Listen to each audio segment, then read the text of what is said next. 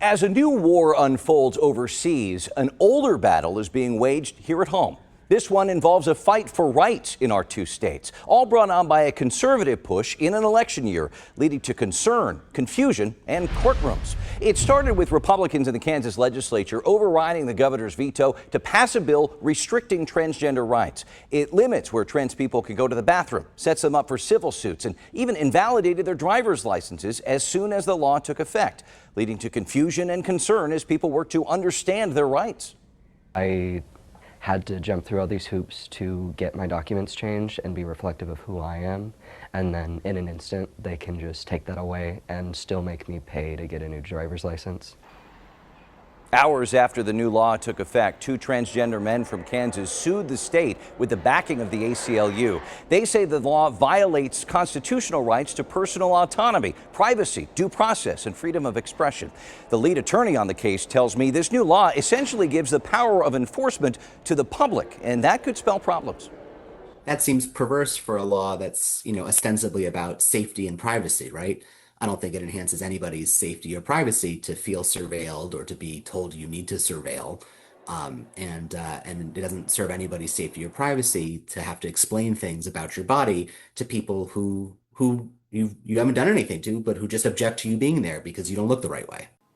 The attorney tells me their clients and many other trans Kansans have been concerned because they were given no grace period to adjust to or comply with these changes, which speaks to the due process argument before the courts right now. Kansas is one of 21 states with some sort of bathroom ban on the books for trans people. That's according to the Movement Advancement Project. You'll notice Missouri is not highlighted on this map. That's because attempts at bans have failed there before.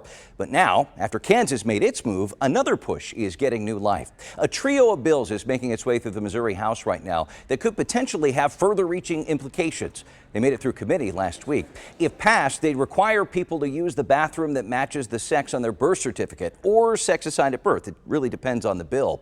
One measure would ban all gender restrooms in public buildings altogether, and that includes places that receive state funding. Think perhaps KCI or another major project in Missouri. You can't sue people in these bills like you can in Kansas, but you can sue who runs the bathrooms. These plans threaten schools, shelters, and other operators that don't comply with civil lawsuits and loss of state funding. Protecting people with gender dysphoria does not, by default, mean that women's private spaces should become open to all. These practices are unenforceable. They are discriminatory. They make restrooms, locker rooms, sleeping quarters inaccessible and harms people at every age. Several people packed the committee chambers to weigh in on these bills, with many of them worried the measures weaponize transphobia. We'll be watching to see if the proposals pick up steam as the session winds on. Let's get to the heart of the matter with Brian Ellison, host and senior news analyst with KCUR, has been following these issues closely. First off, in Kansas, as these court challenges continue, we're really hearing a lot about the confusion on the notification letters, the lack of time given to do anything about the licenses especially, and ultimately how any of this is enforced. Right, and the answer is we still don't know exactly. Those letters came as quite a shock, even saying your driver's license is invalid tomorrow when the people received the letters. We don't know if, for example, you're pulled over, you're going to actually be cited for illegally operating a vehicle. We don't know in Kansas, where voter ID laws are fairly stringent, if actually people will not be allowed to vote. Will the effect of this law actually be to disenfranchise transgender people? That would be a very serious implication. We also heard from the lead attorney who was making an argument about the kind of precedent these rules set. Let's listen to this. If the government can tell trans people you have to live your life this way because we think you're a man or we think you're a woman, there's no reason that the legislator can't say to all women, because you're a woman, these are things that you can't do, and can't say to all men, because you're a man, these are things that you must do. And I don't think anyone is safer or more free in a world where the government has that kind of control over people's lives. What do you make of that? Well, I do think that it does raise the question of what is the motivation behind these laws? What is the Republican supermajority in Kansas or in Missouri trying to gain? I think the suggestion from the attorney there that it is an effort to control people's lives is certainly one thing that opponents are saying. There's also the very real question of whether this simply is an unintentional consequence. The bills in Kansas were rushed through without full hearings, or is it an effort to gain politically? And I think a lot of people look at poll numbers and wonder if that's the case. Yeah, when we talk about the differences between Kansas and Missouri, as you said, and there was a lot of vitriol about what happened in Kansas because it wasn't heard. There was no testimony on this. Very different story in Missouri, as we just heard people testifying last week.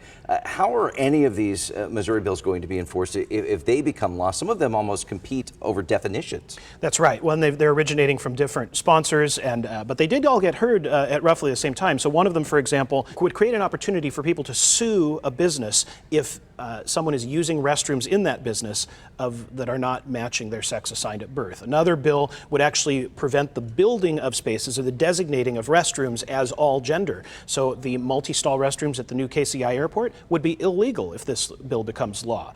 There's another bill based on a lawsuit from a couple years ago that would prevent private schools from being sued for sex-designated spaces. And so each of them is approaching this somewhat differently, and we're really not sure how this is going to work out on the Missouri side.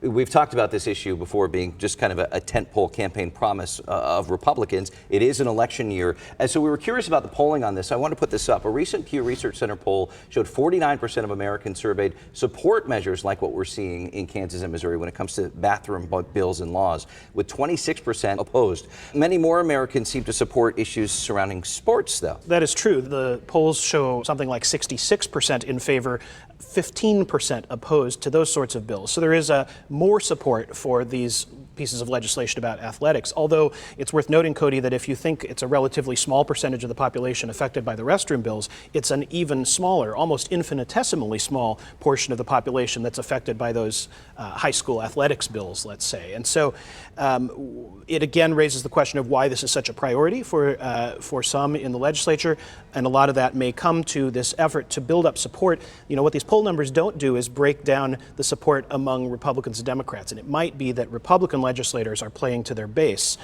opponents would say, at the expense of transgender people. What will you be watching for in the weeks ahead?